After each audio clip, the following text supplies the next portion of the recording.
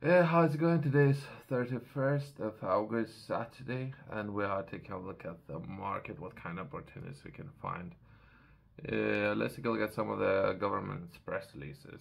Today is Saturday, and government's releasing and all working, which is, I don't know. I don't think government institutions are working on Saturdays, but either way, the releases are there. So let's take a look at what kind of information we can find. More than likely, we're going to be taking a look at investments and energy sector and finances. So some of those areas that we're going to be taking a look at. We're still on the same subject of energy and cost. It's so many issues, right? But either way, let's take a look at how we will be fixing foundations of the country. That would be UK and some of the press releases, right? Here are some of the things we are doing to fix the foundations of the country, right? That would be something that was published today, right? I haven't read it, so let's read it together and see what we can find.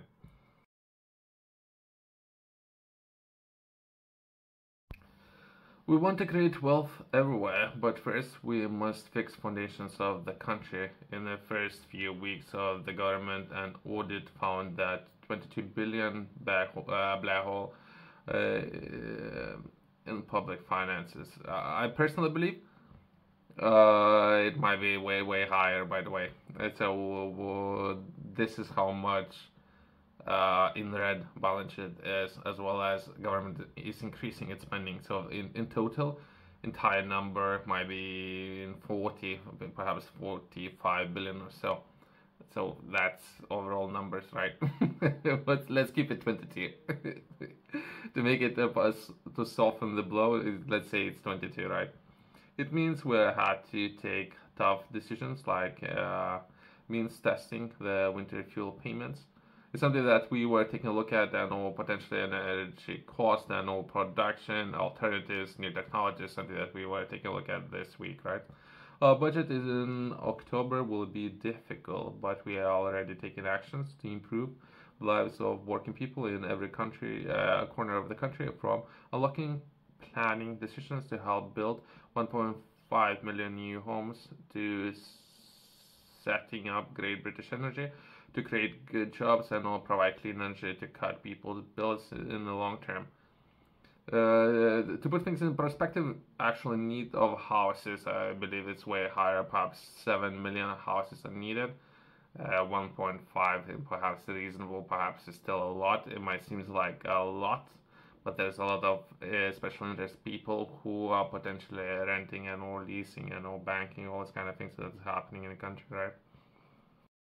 To put things into perspective, other governments do have national wealth funds. If we were to compare it to governments, I myself I've been to Norway, so I like Norway way more, by the way. Since some of the people out there, not necessarily everyone, every person might be different, right? They're thinking long term, right? Saudi Arabia, I believe they do have well fund. Governments like Norway have well fund, and UK had a chance to, instead of spending all the cash, invest all the capital. But I guess new government might be looking at or considering initiating and or beginning building up its wealth, right? Which had to be done way, I don't know, 40 years ago. But it now might be better than ever, right? So we potentially taking a look at the massive energy, right? Or natural resources rich countries who are investing capital instead of spending, right? So perhaps UK making a pivot where they're considering. So, but again, energy sector, we're still focusing on energy, right? And how UK is planning of potential producing a lot of energy, right? Growth in a number of priorities of the government. That's why we set up National Wealth Fund. It's a publicly owned investment fund that will help attract investment into our country, stabilize our economy, and create wealth for future generations. It will help unlock private investment into UK by directly investing in new and all growing industries and help create thousands of jobs in clean energy industries, right? I don't know about all the details, but to have investment fund that would be very important. The details perhaps would change along the way, right?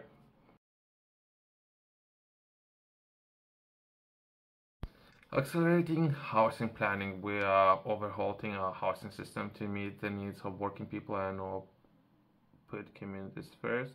Our plan will include introducing mandatory planning targets to aim to deliver on our ambition to build 1.5 million homes over the next 5 years. Okay, 5 years. The new targets will boost our house building in areas most needed to help more people buy their own homes and help drive growth, making everyone in the country better off. Putting it passengers first, we'll put our rail system back on track. Okay, okay. If that was needed, I don't know. With the new laws to deliver for passengers, right? Can they deliver passengers on time and cost of services? But either way, well, they will improve the railway by reforming rail franchising, establishing Great British Railway, and bringing train operators into public ownership, right? A couple other priorities that would be protecting taxpayers' money. We will introduce legislations that make sure nobody can play fast and loose with public finances. So they didn't have any safeguards before then, which is always good. A lot of taxes been paid, and money's gone. A new bill will straighten the role of the Office of Budget Responsibilities, meaning significant fiscal announcements must be properly scrutinized and all that taxpayers' money is respected, right? Okay. Respected, that's a good definition, right? Taxpayers look after money invested. Make sure that money are put in good use, all those kind of things, right? Not necessarily just respected. Money that's not used, potentially would lose value, all those kind of things, right? So there's a better processes that could be potentially implemented when it comes to taxpayers' money, right? Protecting workers' rights, okay, I'll skip that, which is important, but I'll skip it. Launching GB Energy is something that we were taking a look at previously. That will be Great British Energy will be headquartered in Scotland and paid for by the windfall tax on oil and gas giants. It will invest clean power projects across the United Kingdom, such as wind farms, which are cheapest form of electricity generation to build and operate. I don't know, there's a lot of pushback that I could offer, but that would be just of everything that was announced, right? As well as while taking a look at government, there's other couple other announcements that would be. There's the name of the person, International Investment Summit advisor appointed. That would be the person who would be unpaid International Investment Summit advisor. Okay, great, I guess. And that would be important, as well as we not necessarily have enough time to take a look at in-depth information that was published. Let's progress to a couple of articles, and perhaps within the time that we have, we can focus more on some of the examples of the projects that have been carried out, right? As well as Windy Banga. Okay, okay. Very interesting name, by the way. Appointed as chair of UK government investment, right? Okay. I'm kind of intrigued since I don't know the background of this person, but translation of this name is very very interesting translation. But either way, Windibanger has been appointed as chair of UK government investment for a second or 3 year term, right?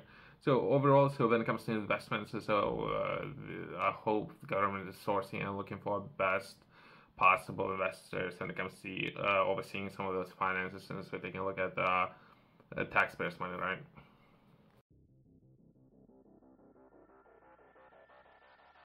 Since we're taking a look at wealth fund, right? So and oil, so we're still focusing on energy. So to put things into perspective, we can take a look at some of these projects that are being approved. That would be something that happened 3 months ago, and we're gonna be taking a look at something that happened a couple of days ago. But first, let's try to understand it. I haven't read this article, but I can tell you right now, UK had to be here But again, this is the government perhaps a little bit behind on everything, right? Since we take a look at UN, Security Council, and permanent members and current structure, lead to believe that it should be US, French, Russia, UK should be there, and China, right? 5 players, permanent members of the current structure, right? But UK, I don't think UK has this kind of capabilities, right? So this is how behind some of those governments are as of now. Hopefully, that would be some of the feedback, right? And see, perhaps they have those advisors, right? Perhaps we can reach out to some of those advisors and express our concerns, right? Where UK should be and where UK is as of time of making this video, right? That would be French, Russia, Chinese, France, India to build Ghana's first nuclear power plant. Since we take a look at energy, right? As I mentioned, UK had to be at the table, but UK. Well, either way, so we said that potentially there was a contract available, and these kind of opportunities will come and pass, I guess. Let's take a look at most recent updates on the process, right? Ghana signs agreement to build small new scale nuclear reactor. That will be Washington. So potentially US have won this contract to build this reactor, but it had to be won by other governments like UK. At least they had to compete, right? Within US, I have done a little bit of research about this company. Not necessarily it's profitable, so there's the different issues there, as well as competition, right? As of now, it's not necessarily the sectors that are profitable, as well as competition within the US. There's over 100 of businesses competing for these opportunities, right? China or Ghana on Thursday signed an agreement with US development of nuclear reactors using technology from New Scale Power, and US State Department said on Thursday that the country seeks its first atomic power plant. Nuclear Power, Ghana, and Ragnar Technology Group. I don't know. I'm not promoting anyone, and if there is a private business, I don't know nothing about this particular business. All these kind of things. Do your own research, right? Signed the agreement to develop new scale Voyager 12 small modular reactor, or SMR, or at US African Nuclear Energy Summit, Nairobi. They had to offer a very good price, right? Since there was a lot of governments competing for opportunity. I believe there's even South. Can't